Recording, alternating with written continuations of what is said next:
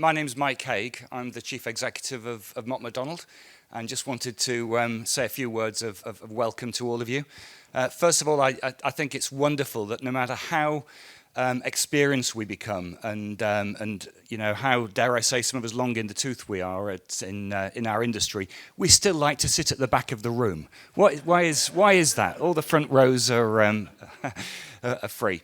So I've been here all week, attending various things at COP26. I've been in the Blue Zone, and it's been, I've got to say, it's been just an amazing experience. I think all of us are kind of pleased, I suppose, with the progress that's being made. We can have conversations about that later, the commitments that are being made by governments.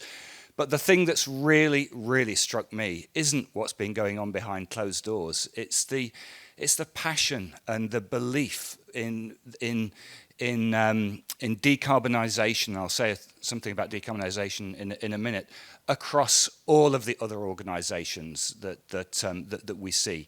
And I think that goes for the likes of Mott MacDonald as well. You know, we're massively committed to this, and we've been very involved with COP26. I mean, the decarbonisation agenda, I do feel that it's clearly it's accelerated, certainly in the UK, but around the world over the last year.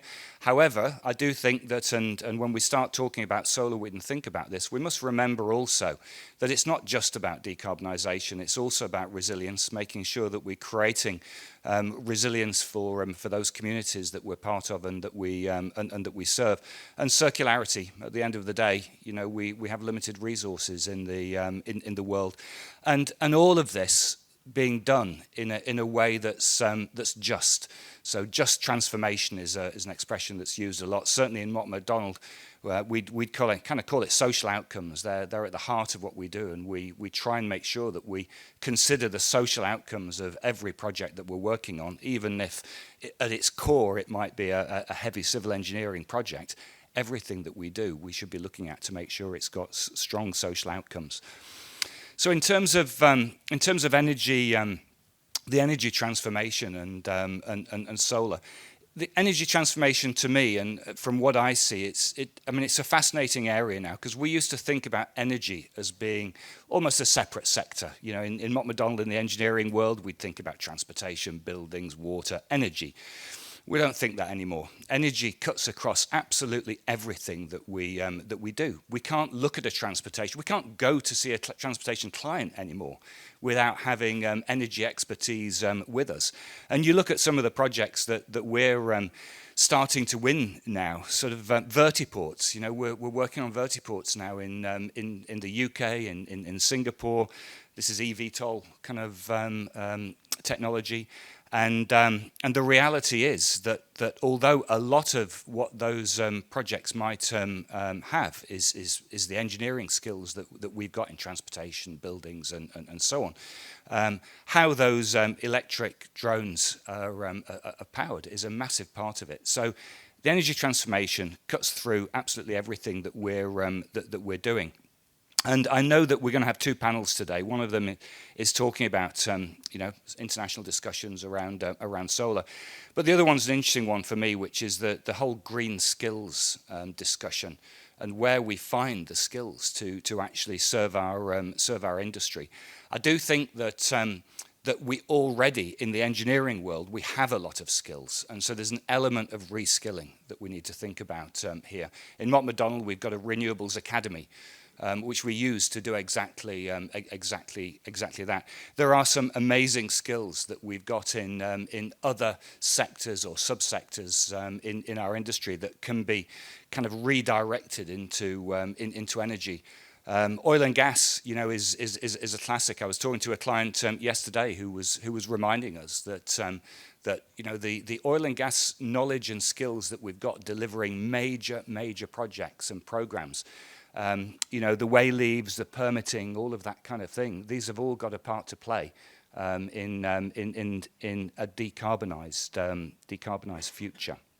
So I think on that note, I'm probably going to finish. I'm conscious that our main speaker, keynote speaker here, Jose Donoso, has got to go and do other things a little bit later. So Jose is the chairman of the Global Solar Council and managing director of the Spanish PV Association. I'd have explained that in Spanish, but I think I'd have got it totally wrong. So Jose, over to you. Thank you very much. It's a real pleasure for me today to be here and to share with you our feelings from the Global Solar Council. That the Global Solar Council is one association of, mainly of association that we cover the 5 continents. And I'm sure, I can assure you that, as my predecessor says, we are an association that we feel the passion and the belief in decarbonization, and the passion and the belief in PV as one of the main answers to the decarbonization. And today is to analyze this passion and this belief. If there is a correspondence in our passion with the facts. And it is possible to achieve decarbonization, to achieve the role that PV must have, and the major role to decarbonization. It is possible that. And what are the major barriers, the main barriers for that? And clearly, definitely, the answer is yes. But if we can achieve our targets, we are in the king position, as the International Energy Agency recognized several months ago, that will be the king technology in decarbonization in the next 2 centuries at minimum. But we can analyze what are the factors that we need for do that, and it is possible or not in the different countries. The first factor that can allow, the first key that allow to our technology to be the king, to be a clear answer to decarbonization, is political willingness. We must not forget never that we are a regulated system. As a regulated system, even in system markets that theoretically are liberalized market, free market, in any case, we depend of regulation. Markets that we are seeing, electricity market we are seeing in these days, there is not a single market, there is not a single answer. Market is a market defined by regulation that depend on regulators. And in some countries, we can see now an important political willingness, but in others, this political willingness is not so strong as in others. And others still think that it's a technology for the future, and they have a resource in coal or resource in fossil fuels, and the efforts in this sense are not going in the speed that we needed.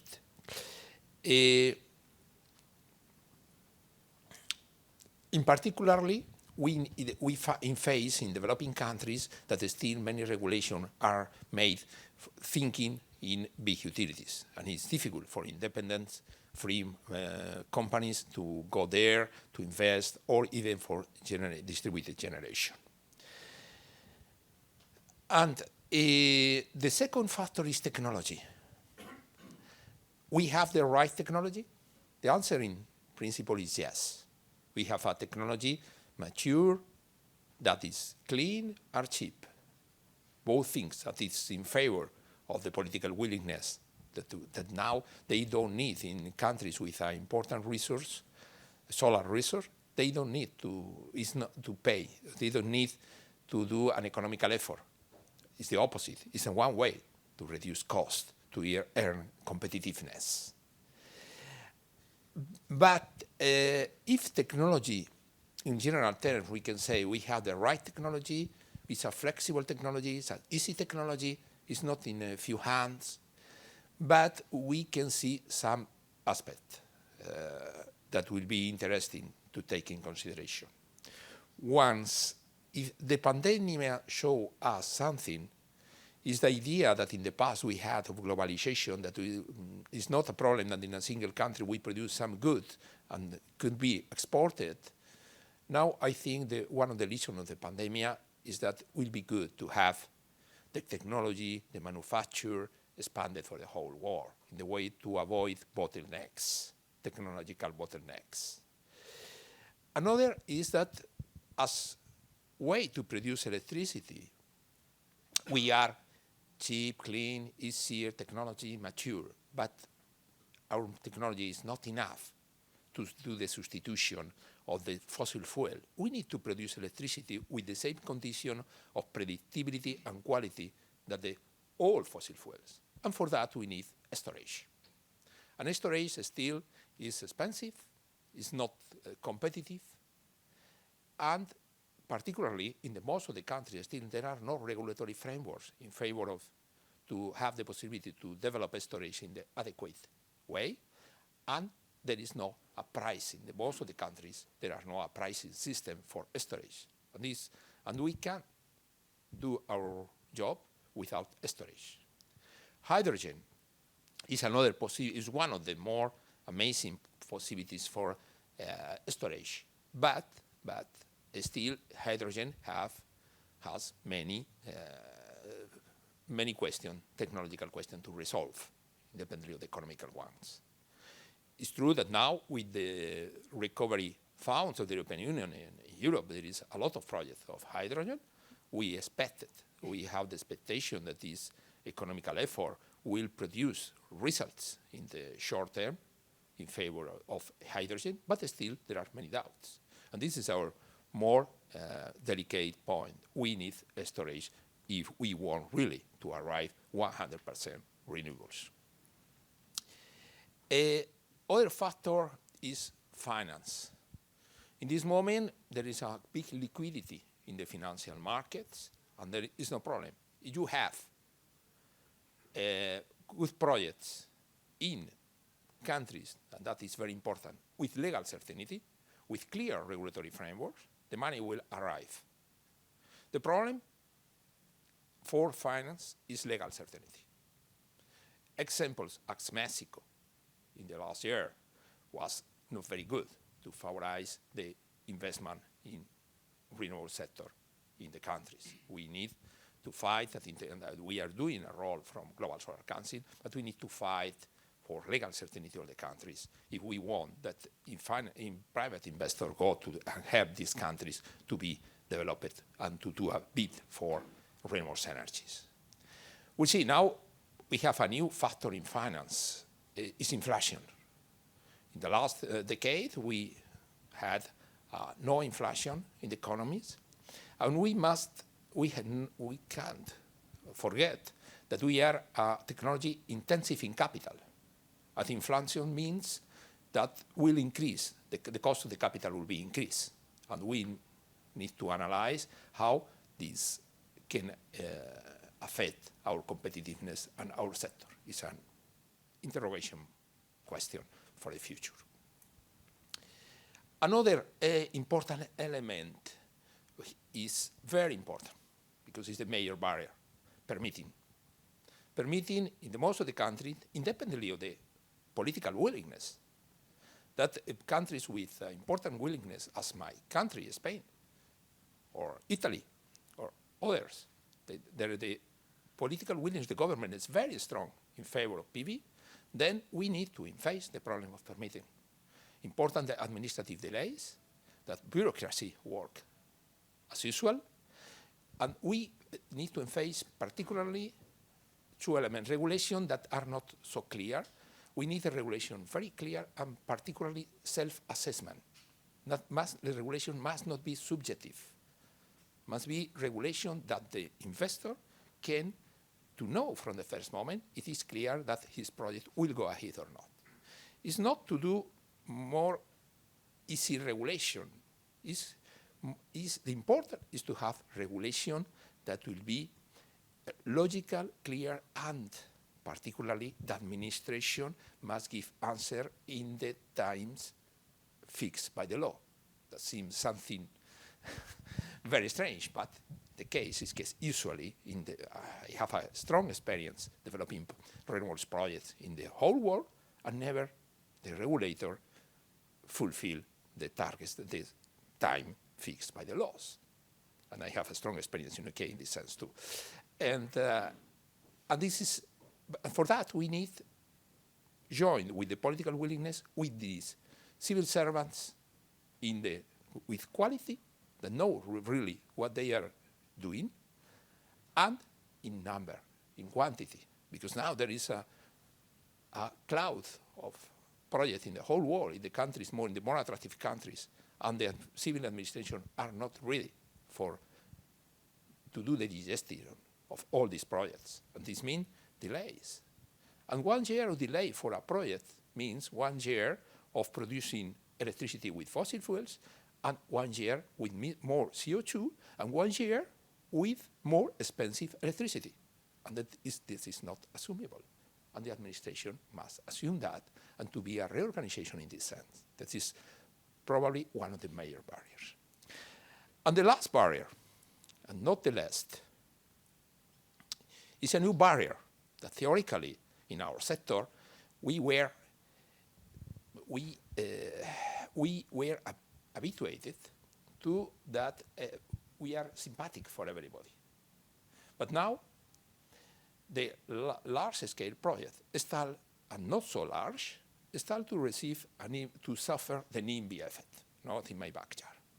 Now start to be to face this local opposition of a cloud of people that I call neo-negationists. Because most of the cases are people that say, no, I don't refuse the idea of the climate change, I agree, but not here.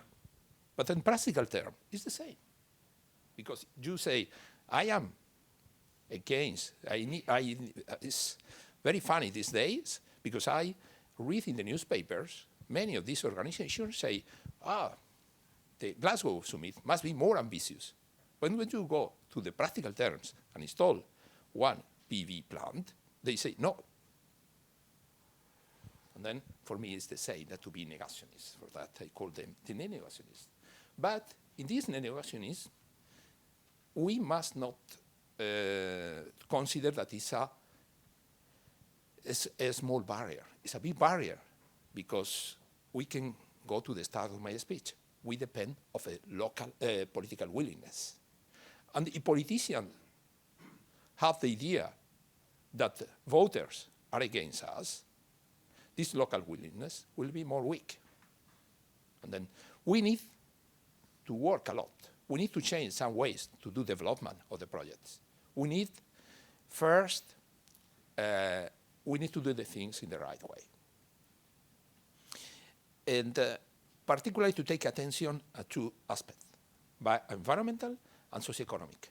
If we do the things in the right way, from an environmental point of view, our plants not will be something that will put in risk biodiversity. The opposite. Could be one opportunity for the biodiversity.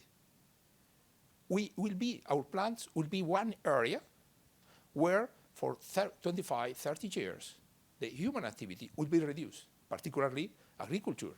Agriculture today, I can say very high, but it's one of the more risk for the biodiversity, for the particularly non-biological agriculture.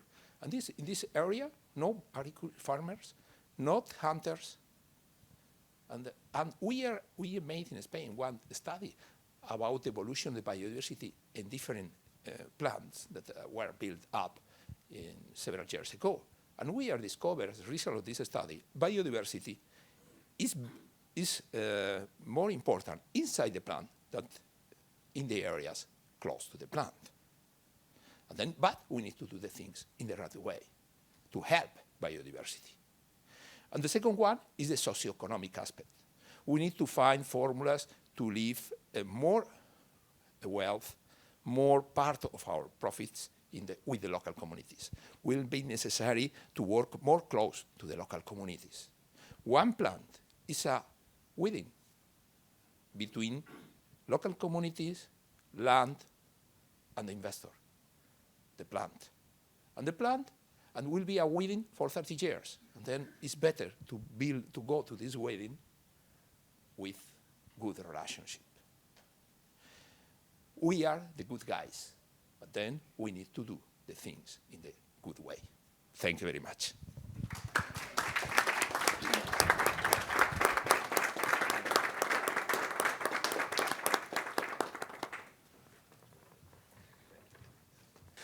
So we now have a panel with Gianni Chianetta, who's the Chief Executive of Global Solar Council. He's going to chair the panel, and perhaps if we can invite all of the panelists up to the front. Very interesting introduction to the topic of today. The topic of today, which is really, we have a very, very important target to 2030 to 2050 in the direction of the 1.5 degrees increase anyway of the temperature.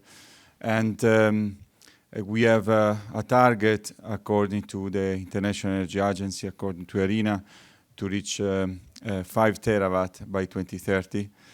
And but the point is that at the actual trend, which is 14% increase every year,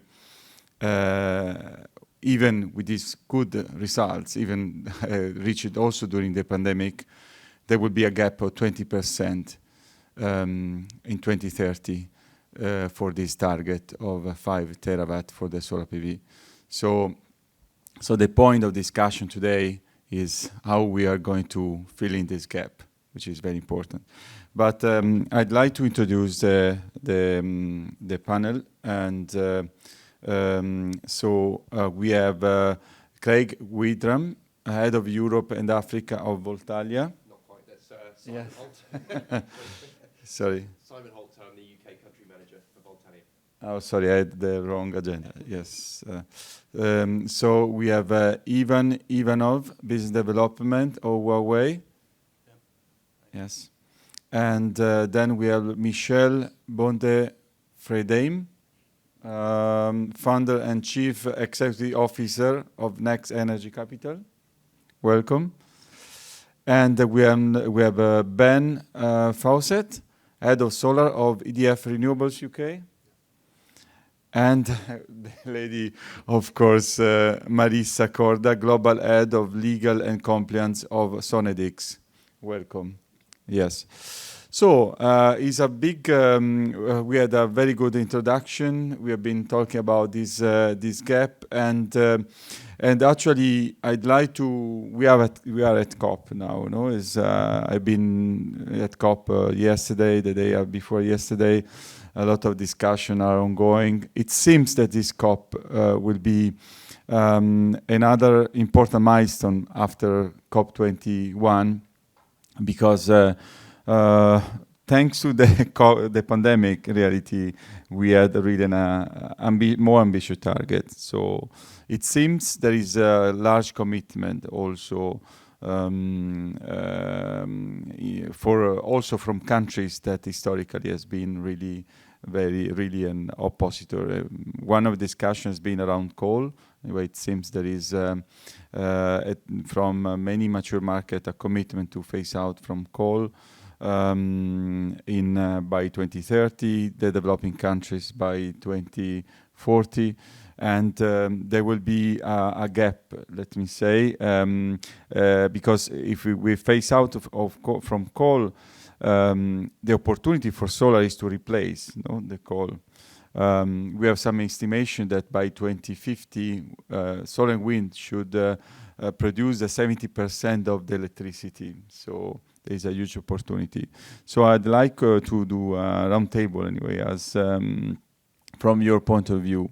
How can we really fill this gap anyway? We have been talking about this 20% gap to 2030. And so we can start from Voltalia maybe. What's just a general point of view on this gap anyway? So I think from Voltalia's perspective, we're here for the action part of everything that's going on, behind us at COP. It's time for action now. We, as a developer and an integrated provider of renewable electricity, we are meeting the challenge by building more projects, developing them, getting that permit phase done, as the previous speaker mentioned. It's ever so important, putting that effort in at the front to make sure that these projects actually happen, and tapping into our talent pool to realise these projects as well, delivering the kind of wider benefit skills, jobs, growth in the countries within which we work. So I think the big change that we are seeing right now is that organisations, corporates, local authorities, they're switching on to energy provided from renewables like solar. We're certainly dealing with a lot of new approaches. The amount of corporate power purchase agreements that we're seeing signed up to, again, I think this year will break some more records. That will continue to grow. It's the future of how the energy system is going to work. And it will just be normal in, say, 10 years' time that we'll be expected to do this. So yeah, we're really enthusiastically looking forward to meeting more customers to sell our power to in the future, and I think that's what's going to be a real catalyst for that growth and meeting those targets. Thank you. Maybe we can continue as a round table. Yeah. Hi everybody, thank you very much for the invitation. It's really good that we have those commitments from the governments, but from my perspective, I would like to see not talking what we can do, but do what we can. So we need actions actually, because commitment it's good, but we need to see how to meet those commitments. As we can discuss now, there is a big gap. So solar, I would say, is the future, as we all agree, and we need to make solar mainstream energy source in future. So from technology perspective, or as an inverter manufacturer, for example, we need to find a way to, first of all, how to support the grid in future. We need to find a way how to lower the LCOE of solar by utilizing better the low voltage directives, let's say. We need to look in solar not only as pure current source, we need to look beyond of that. For example, solar can be a voltage source as well. It can provide, for example, when coupled with storage inertia, it can even attend black starts.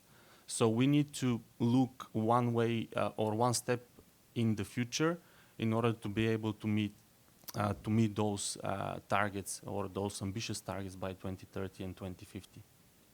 Yes, please. Hi, everybody. Good morning. My name is Marissa Corda. As you mentioned, I'm the general counsel at Sonnedix, and similar to Voltalia, we are in the renewable space, right? We are a solar PV player. We build, own, and operate solar PV plants. So commitment to developing the plants that we have is imperative, and I recognize that. But I think there's actually another step here, which is not just developing the plants we own, but recognizing, I think this was in an IEA report recently, that in order to hit the net zero goals by 2050, we really have to have massive deployment of the existing renewable energy projects. But in addition to that, we have to have innovation and investment. And so for me, it's around seeing all of the countries here, which is wonderful, committing to net zero, but there's been a total maybe is a strong word, but a lack of real credible and clear action plans in how to get there. And I think that, for me, the tagline of COP, right, ambition to action, I think it's imperative right now. Yes.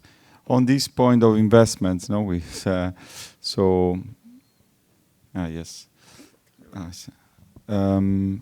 Yes, I also was mentioned before by Jose anyways, money are there anyway, what is the main priority anyway to facilitate investments? Yeah, good morning everyone, Ben Fawcett from EDF Renewables. I think we all know we need M3 low carbon technology. So I mean, obviously I work for EDF, I know different people have different views of nuclear, but I think we all understand the situation at the moment. To hit net 2050 is not very far away. I can't remember who told me, but someone made the point that we are closer to 2050 than we are to 1990. And I know, looking around me, most of you can remember 1990. I was obviously disappointed that England didn't make the World Cup final. But that's not very long. It's not even half a lifetime away. And I think, and then we look at the UK commitment to end fossil fuel generation by 2035, which is really not far away when you start to think of the challenges of making it 24/7 reliable, which is a real thing that we have to face up to. So the challenge is there. I think the opportunities are there. I think the money's there. I think there's issues about consenting. I think there's issues of grid. But I think for what we need to do as a sector is really raise our expectations, raise what we expect to do. I think bigger projects make a lot of sense. I think we really just got to try and industrialise the process. We need to start thinking about how are we going to get, I don't know, we're going to talk about it later on in the second session, but how do we actually get the people?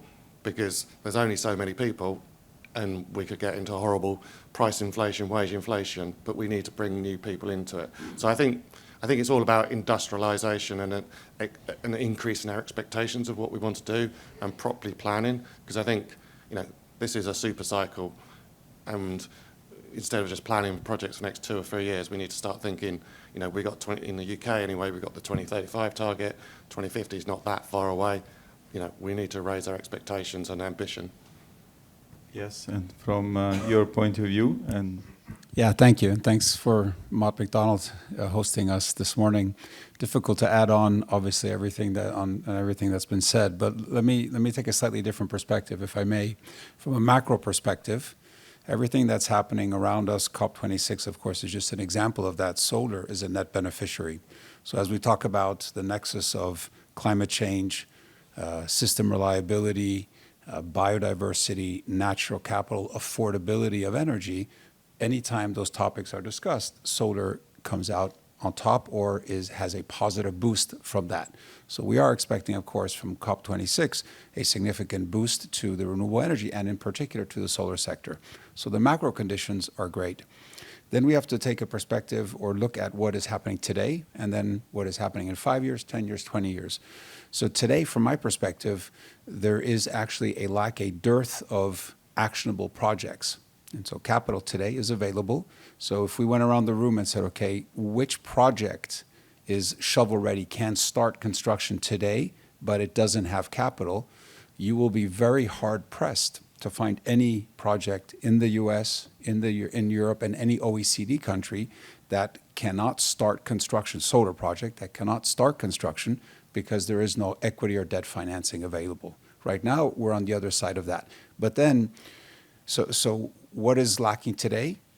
5 years ago, the permitting process, the entire process to get projects ready to build today, 5 years, 4 years, 3 years ago, has been lacking. And Jose mentioned it beforehand. Obviously, local communities have been against that, and so that's been part of the challenge to accelerate that asset development effort. But then if we look at the projects under development today, and we can take the UK or Spain or Italy or the US, you have, coming back to the old days of solar, you have the bragawatts pipelines where everyone is talking about if they don't have 8 gigs in pipeline, they're nobody in the sector today, right? But that is all future. So is there capital today for everyone that says they have at least an 8 gigawatt pipeline to build those out? The answer is no. So as we think about the next 5 years in the sector, we have to mobilize a lot more capital to fund that incremental growth, because we are talking, as we all know from the Bloomberg New Energy Finance reports, we're talking about trillions and trillions of new dollars into the solar sector. That finance doesn't exist today. So it really is a question of understanding where we are today and what we can do today to accelerate the deployment of solar, to achieve, obviously, the decarbonization of energy, contribute to the decarbonization of transport as well, but then also think forward, what do we have to free up over the next 5 or 10 years to achieve those very ambitious goals? Well, from your point of view, finance anyway, permitting is one of the major issues, is standardization could help anyway. Without a doubt, everything that frees up the permitting process, that makes it, as Jose was saying, more transparent, more credible, more identifiable by the individual actors, more in line with the rule of law, as stated. I often say what we need is the governments to get out of our way. I don't need government support. I don't need government help. I just need them not to put sticks between the wheels in terms of permitting. And, for example, there are different countries, we won't name any, but different countries facilitate the deployment or the development of solar assets on industrial land, but not agricultural land. But if you look at that specific country, there are thousands of acres, millions of acres that are not being used agriculturally. It's deemed agricultural land, so we can't build on it, or it's very difficult to get permits to build on that land, but it's lying fallow in any event. The political sphere often is a challenge, not just because they're slow in permitting, but also because they make our life more difficult. So in some cases, we just need governments to get out of our way and let us do our job. Yes, very good. Thank you very much. On the point of technology, innovation has been mentioned more than once. You know, the point of view of Huawei, anyway, she says producer, anyway, of technology producer. Do you think that, yes, we talk a lot about the link between the energy, the solar and transportation, which is an opportunity for growing. The nexus with water, anyway, 4% of the energy production in the world is serving water, and this number is going to double 8% in the next 20 years. No, so there is a huge market, let me say, on the other sector in the concept of circular economy. So from the point of view of a technology producer, anyway, how is going this? There are still a lot of barriers between sectors in terms of technology, or we are going, yeah. So from technology perspective, or from Huawei perspective, I would say, we first realized that power is the future. So if you look back like 5 years ago, we have been only on the power side, we had only the solar PV. But if you look today, we actually restructured our business as well, because we do understand that power is not only where we produce, but where also we consume the power. So what I mean is we have the solar PV, we have the battery storage, which is great, but now we also focus on a data center facilities, for example, or we focus on EV charging businesses, or we focus on transportation, like Empower business, where we produce, for example, self-driving electrical vehicles, but the management system and some other parts of the electrical vehicles. So I would say that we will be getting more and more involved on the production side, but also on the consumer side, because first of all, we need to make sure that we produce clean energy, but also we need to integrate or to give these products to the consumers where they can consume this clean energy. So this is actually very important, and you will see that we will be expanding our product portfolios in order to be serving the industry in future and to actually tackle this decarbonization topic and actually to be able to meet the decarbonization targets.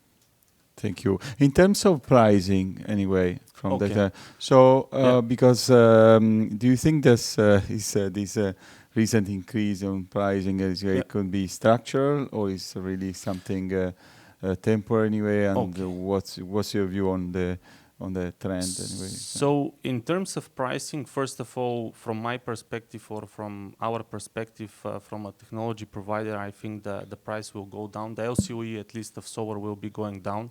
And as I mentioned earlier, it's not going to be, you know, everybody wants cheap. We want to reduce cost. Everybody wants that. But as somebody mentioned, it is down to innovation. So if we implement ICT technologies into the power electronics, then we can actually reduce cost. And that's what I tried to mention earlier. We want, as Huawei, to bring new products in order to reduce the LCOE by utilizing the current technologies and low voltage, for example, directives. For example, we are releasing a new inverters next year, bipolar inverters, which will be actually tackling this those challenges in order to break the point where we are talking, for example, of grid parity and take over this part and go to solar being a main renewable source. So we don't want big inverter, for example. We want higher power density and higher efficiency. So this is our target. Yes, on the point of pricing, anyone else want to intervene anyway, which is an important anyway to see. Maybe Yes. not quite pricing per se, but to tack onto the innovation point that he raised.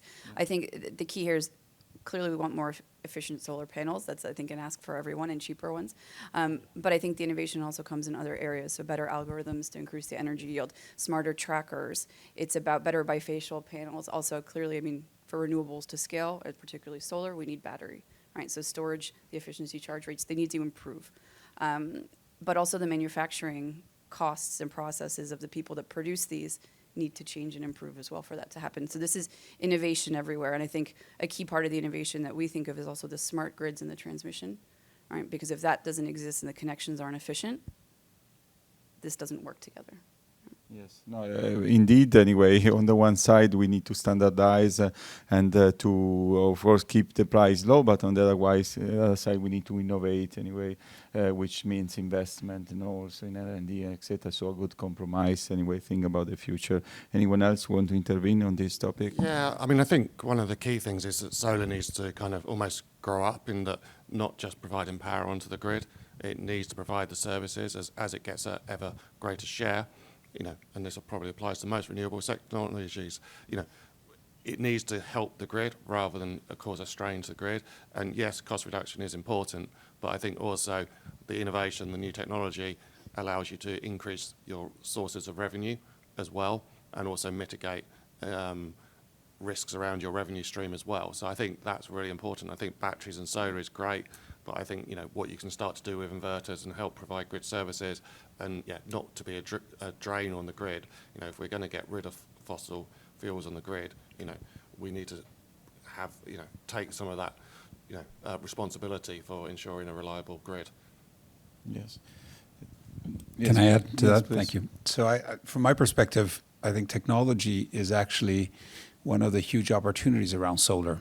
So part of the reason we're in solar and we love solar is because it allows for technical innovation, technology development to be deployed very quickly in our assets. So when we take a choice on technology, it doesn't mean that for the next 30 years we can't do anything and we just hope that the next guy doesn't invent, you know, a better horse cart.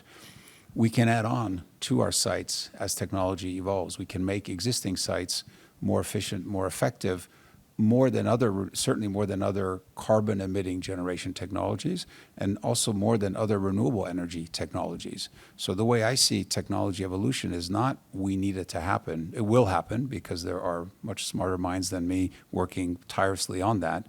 It's an opportunity for us. It's an optionality that we have when we expand our portfolio, when we have our assets across the globe. We can then add on those technology evolutions, which we know will come. So for us, it's a huge upside. It's an opportunity rather than kind of a risk or something that we need to have happen before we can continue deploying in solar. Yes, thank you very much. We have been talking a lot about large plants, you know, as we need to, somebody said also we need to think about even bigger plants, etc. Of course, where there is space and etc. Anyway, but a mature market has demonstrated that also the residential market or industrial market can be huge anyway, is taking big portion anyway. And I'd like to ask anyway, starting from Voltalia anyway, if Voltalia is approaching also the distributed market, and in which way anyway this could increase faster anyway, and standardization, for instance, or other. What's your point of view? Voltalia is very active in the distribution area.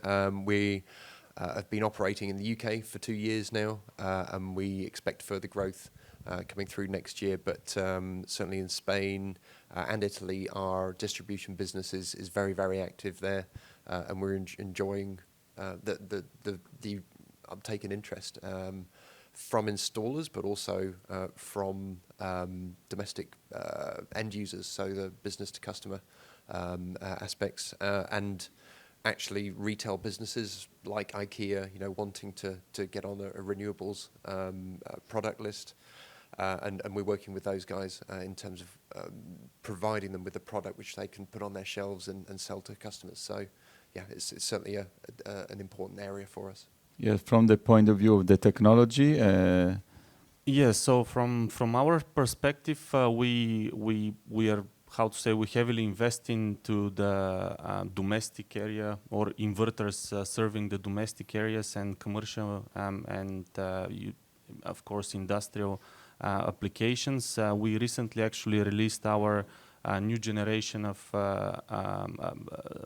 single phase and three phase, like small inverters for residential homes, which are actually battery ready, so we call the units all-in-one. It is actually on-grid and off-grid unit, and it can be coupled with the battery at any time, so you don't need to buy the battery now.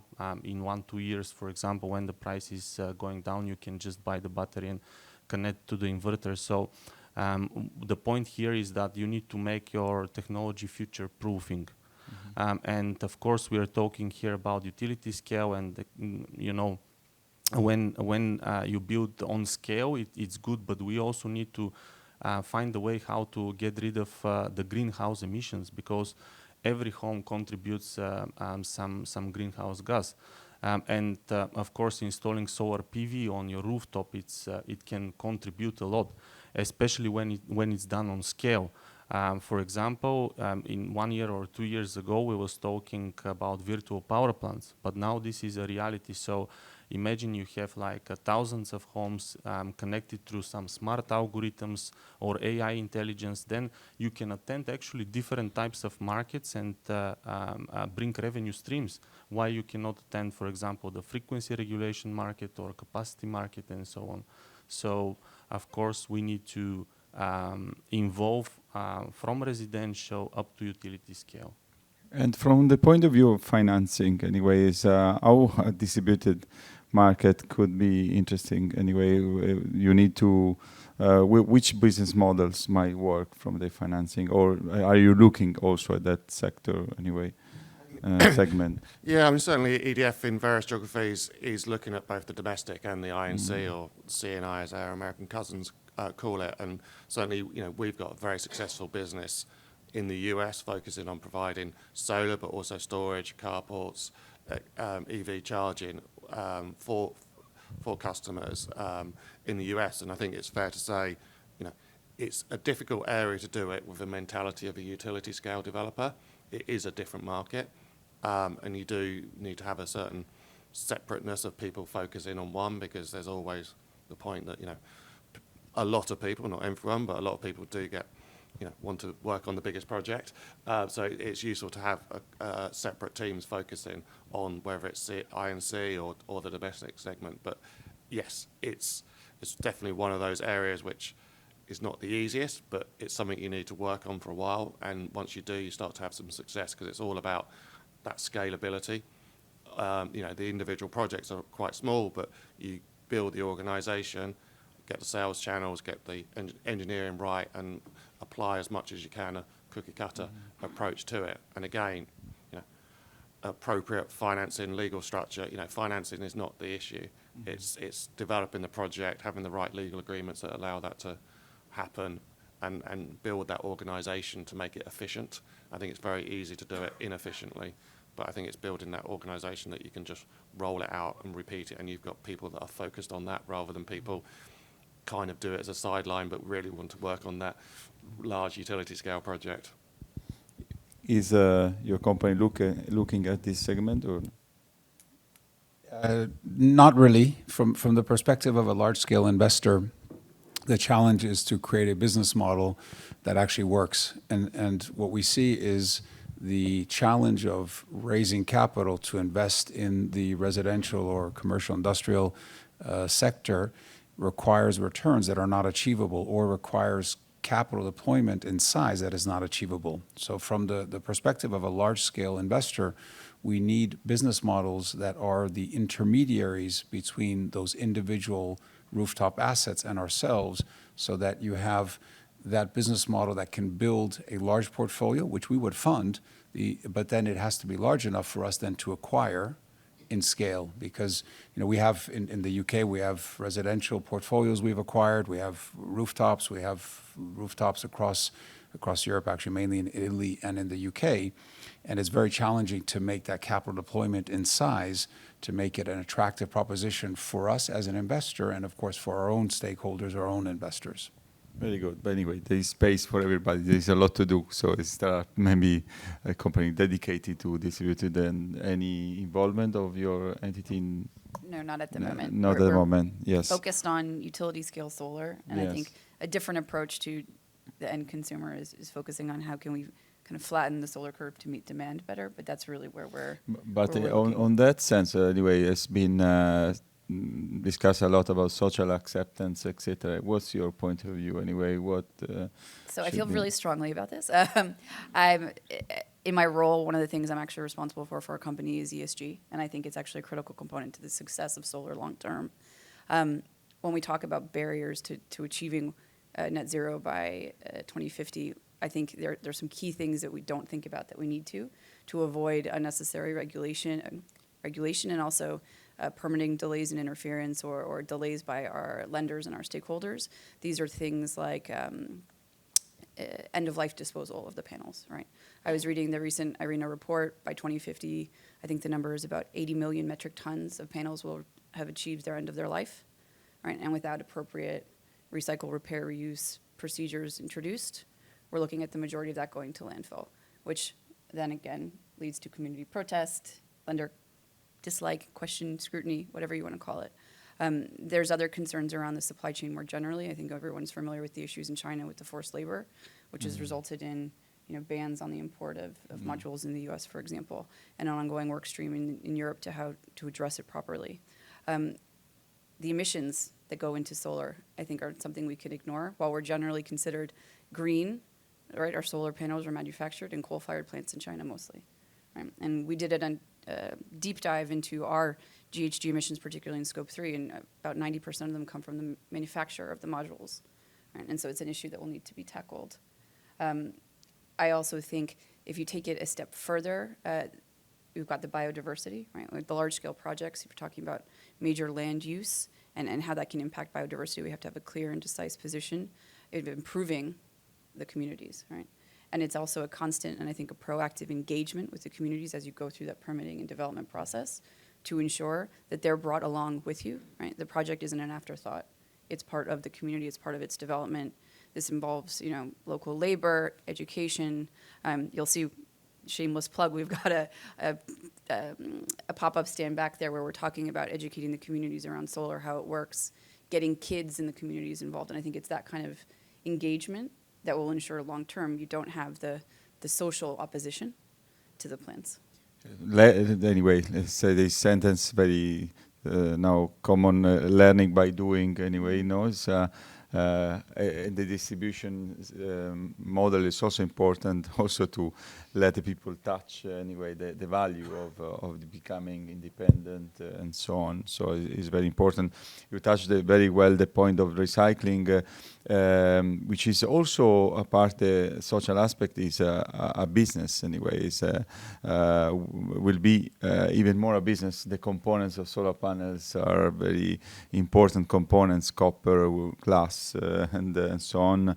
And so is in reality is an opportunity of economy and jobs creation also. It's that itself is very important. So as is this the international panel anyway, in Global Solar Council we have 3 task forces on the 3 main emerging markets: Africa, Southeast Asia, and Latin America. And let me say, especially discussing about Africa, the population is going to double in the next decades, and there will be a huge energy demand and a lot of contribution, considering that 40-60% of the sun of the world is going to Africa. Anyways, a huge contribution can arrive from these emerging markets. And from your perspective, how can we support these emerging markets really to take out their potential anyway from Voltalia, for instance, which is a global player as well? We're certainly active in Africa. It's one of our key growth areas.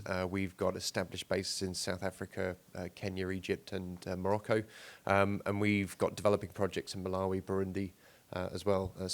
And there's some real innovation out there as well, with lots of organizations, industry suffering from security of supply. So a hybrid solution is something that we've come up with solar storage, and then maybe with some sort of fossil fuel derived package to give that overall consistent power flow to remote areas. So it's not, although it has a degree of fossil fuel with it, it's essentially providing an energy solution, with a very big part of it being solar, making the most of that resource. So, as an organisation, we're committed to helping governments, countries that want to embrace renewables meet those needs. But it's difficult. It's difficult to do work. We've got a project frozen in Kenya at the moment, and we're trying to get the right sort of permits from government to see that one brought forwards. But we're optimistic that we'll break through that, and in delivering that project, will be a really good example for other organisations and countries to follow as well. Thank you very much. Any other want to comment on how to unlock, anyway, this huge potential of the emerging markets? I mean, certainly Africa is a really good opportunity, and EDF, as you'd expect, is quite active in a number of markets, South Africa and some of the more North African markets. But I think also what EDF's doing, and it's a huge, it's obviously a huge place, but there's also a lot of small, nimbler companies, and you don't necessarily need to do it as a big utility where you are setting up offices doing it. There's a number of smaller companies where you can invest the money in. I think that's and transfer of skills, knowledge, finance. But I think that's where we should also be looking at, because there's only so many full offices you can establish. It's a long and slow process, but there's a lot of smaller, nimbler players that have got the local knowledge, which are coming up with some quite innovative solutions. I think we as an industry from the West should look to see how we can support them, not necessarily establish our own bases there. It's probably a combination of both, but I think let's not forget there is a lot of talent there, a lot of innovative thinking, who knows the area far better than we do. So let's find ways to support them. Anyone else want to comment on emerging markets? From the perspective of a large-scale investor, I come back to my earlier point, which is we don't know of any project in Africa that is lacking capital, that could start construction today under the right conditions, but is lacking capital. And so what is needed to unlock the potential of that continent is an accelerated development, commitment by the governments to facilitate that development, to put the legal regulatory frameworks in place to allow that potential to be tapped. And that's what is missing on a large scale. On a smaller scale, as an investor, we're not active in Africa. We do a lot through our Next Energy Foundation, but that is obviously not from an investment perspective. And so we are active in putting solar on schools with batteries in Malawi, in districts that are not grid connected. On a lower level, again, it comes back to the need to deploy in scale, and as a large investor, impossible to achieve. So we would focus more on the large-scale projects, and there again, it is about the challenges around regulatory certainty, project permitting, speed of project development, probably not facing some of the problems that Voltalia was talking about in Kenya, things like that. If those governments could provide that backdrop, there would be a flood of capital ready to build actual projects, not take a development risk which maybe in 5 years might result in a project that is ready to build, but actually build a project today, tomorrow, next year.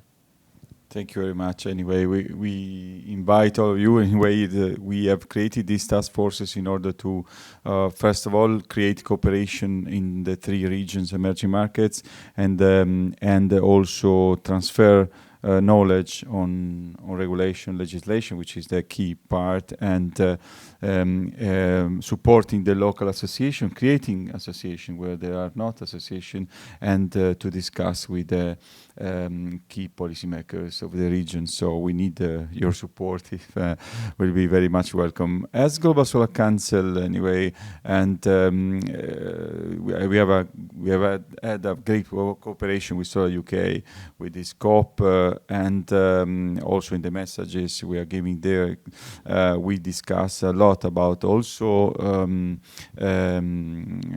our position, let's say the bottlenecks we have discussed this morning, also as raised in the introduction speech.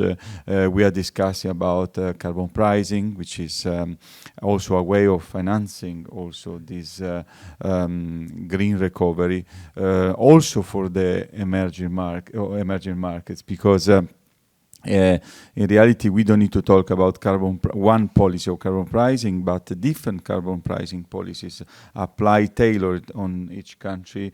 That does mean, anyway, that can help governments in a moment where there's a huge crisis due to also the pandemic, etc. And the governments cannot increase tax in order to finance, of course, these green big investment needed. But carbon tax could be also an option. Not to any comment of you on this topic of carbon tax anyway, or carbon pricing? Sorry, that can be also a way of financing. I mean, maybe not so much directly on carbon tax, but I think we have to realise there's still in a lot of countries fossil fuel subsidies, and I think perhaps for a lot of those countries, maybe before we start moving towards thinking about carbon tax, maybe it should actually be more about reducing and withdrawing the subsidies for fossil fuels, which will obviously have the same impact on budget and is probably a lot simpler to do, especially hopefully when the oil price starts to fall down from where it is at the moment. I would say that's probably the thing that we should be focusing on.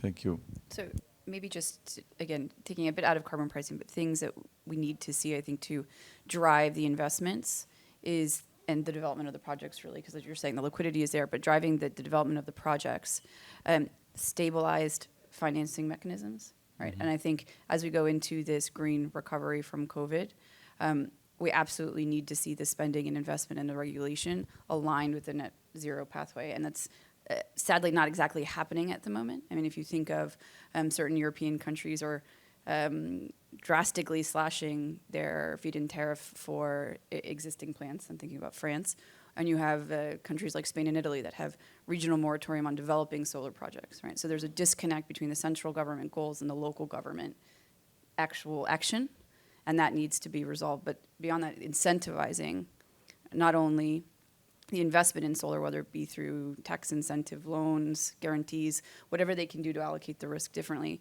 It's also about incentivizing, again, a smarter grid that I think can balance the instability of solar and make sure that there's a bigger share of solar or renewables more generally in the grid. Right? So I think there's a lot of incentives that need to come through there, not just in the carbon pricing to make it work. Yes, thank you very much. Yeah, I think if industry isn't going to act without a financial incentive, then let's use that tool to bring about that action. This is a transition. We shouldn't apologise for it. It's a necessary step we need to be taking. So yeah, I'm completely in favour of using those instruments. Thank you very much. So the last point I'd like to touch is we have seen how climate change is global, the pandemic is global anyways, and a lot of decisions are taken at global level, no, with commitment, etc. And now more than ever, we understand that we need to be joined, etc. And let me say, the rule of Global Solar Council to have a one voice anyway for the solar industry has become even more important. No, so in fact we are increasing in the last 3 years our presence at COP26. We are working already for Egypt, etc. So what suggestion, what would you expect a global association that joins all the regional national association and global corporates anyway, any suggestion to Global Solar Council and what should bring on the table anyway in this COP and also for the next COP anyway? Who would like to start to break the... Let me start. Yes, please. I would suggest that the Global Solar Council would push forward more information and push it out to governments and to populations, the benefits of solar, the benefits from a biodiversity perspective.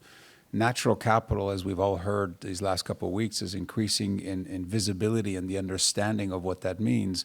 Well, as I was saying earlier, the solar sector, by definition, will be advantaged as that information reaches the decision makers, as people start to act, as the individuals that are suffering from those NIMBY syndromes still today start understanding what solar can actually add from a biodiversity perspective, from a nexus of affordability with system resilience, or obviously improved system resilience, which connects to affordability, climate change, and so on. So it's less about solar is cheaper today, therefore will win, which we all know, but it's more about what are the other benefits of solar, and how are those important to governments, to regional governments, to the communities on the ground. That has to be spelled out a lot better so that we can give that holistic picture, not focus on the naysayers who say, oh, but solar is intermittent. We know all of that, right? We can't address that, and we don't want to get into those debates. What we want to do is show the broader benefits of solar down to the community levels that we can implement through deploying it much more rapidly globally. Yes, that's a very good point. In reality, give comfort to the fact that in the Global Solar Council Forum we had also last year, this year anyway, the first day was focused on the link between the solar and the Sustainable Development Goals of United Nations, which is very important. So the broader perspective anyway, which is absolutely very important. And let me say, solar has also a good model in terms of sustainability. Global Solar Council with GGREC and others we have been founding the Global Alliance for Sustainable Energy in order to spread the values in the whole value chain from the supply to the end customer and user of sustainability, which include forced labor topic, human rights, governance, inclusions, and all this topic anyway, which is very, very important. It's one of our topic we are discussing. So I'd like to have a round table on, anyway, it's a profit of this table, Chris, anyway, to have some suggestion for Global Solar Council anyway, where we should focus more in this COP and the next future. Yeah, I think having the foresight to the next COP and building on relationships which you're establishing here, not losing contact during the space between the COPs as well, and keeping that contact so you're a familiar, trusted voice representing all of the solar industry in all of the continents. But then it's the key input from the likes of Chris and your in-country trade associations and contacts to make sure that all of that information is feeding through and that you're the recognised go-to source for the solar community, and that gives you the credibility to have that voice on behalf of the industry. So I'd really welcome you to build on those relationships and ready for the next COP. Yes, so for sure. We are part of the Marrakesh Partnership since last July, which work on the COPs anyway. So we start working with them from July, but now we will start working much ahead for the next one. And of course, we need to listen your view anyway in all our meetings, etc. Anyway, and that would be very important to bring. I think as we prepare for the next COP, from my perspective, that there's an education gap with the regulators, where the regulation and the regulatory framework is significantly behind the innovation. And our current market support framework really at the moment was developed to address challenges of a nascent technology, right? And so it doesn't present a holistic picture of energy as it is right now. And it certainly doesn't send, I think, the right signals to the market. So I think a piece around getting the regulators together to understand the dynamics of innovation, where it's going, and to also really examine market design principles as part of this. I think it's really important. If you think about it, it's paradoxical at the moment that generation costs are going down, but electricity costs are going up, right? Because the current energy market is designed, right, to be tied to the market price of fuel. And it is not designed for a distributed renewable base. And so to get that shift happening, I think there's a lot of education that needs to be happening at the regulator, at the local, at the central level. It's kind of everywhere. And we need the associations to be actively involved in that and have that, I think, as a priority moving forward to make sure that the regulation and the framework exists to support the development and continued growth. This is a very important point. In fact, anyway, the policymaker on one side, but also inside the Global Solar Council, many meetings, there have been industry association from China, for instance, asking to have anyway somebody else anyway within the global association from Europe, etc., to do some presentation anyway on regulation, for instance, on mature market like UK, England, and they are asking also African Industry Association in order to learn them and can transfer to their policymakers also. So that's very important to educate the policymakers and also transfer this knowledge also between industry association, between companies, that they act locally to also to spread this point. Please.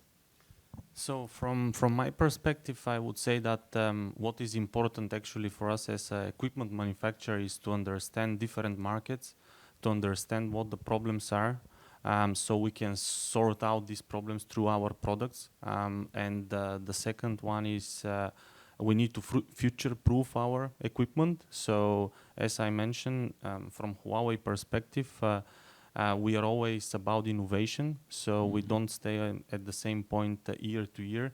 So we want to understand through you guys what are the challenges on the market, where we must be next year or in 5 years, and we bring those products so we can make this change, because we'll talk about solar, but deploying it in a large scale. But if we don't have the future-proof products, then we will fail. Yeah, absolutely. That says there is a lot of demand, especially in our technical committee from emerging market. There is a lot of course, indication on needs from this market, and of course, and I understand from a point of view of a technology producer. Anyway, it's important to understand what is for your strategy. Anyway, where to direct your efforts. Yeah, of course. So important. Technology is very important. Any suggestion?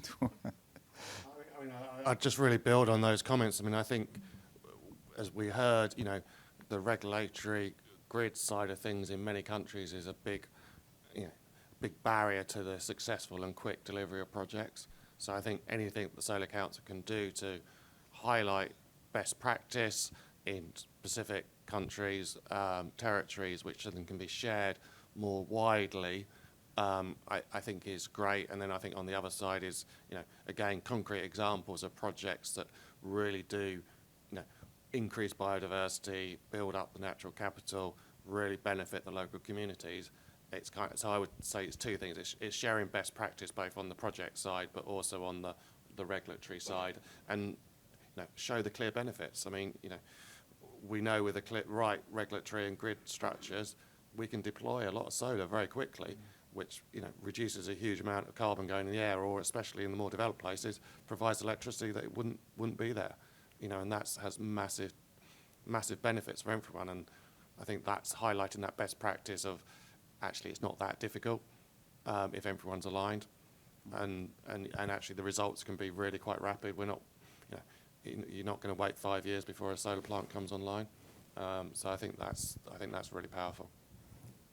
Thank you very much. I think as Chris has a lot of good information, that just timely. Anyway, I will move to the energy session inside COP26. Anyway, I need to move there, joining Osedon also. And I think that your comment has been of great value, really timely, anyway, for the Energy Day. I think we can, Chris, conclude this panel, international panel. Thank you very much for all the contribution participants. Anyway, a lot of added value, and anyway, through also UK, and anyway, and we will invite you to all our activities of Global Solar Council. And anyway, thank you very much for your contribution. Thank you.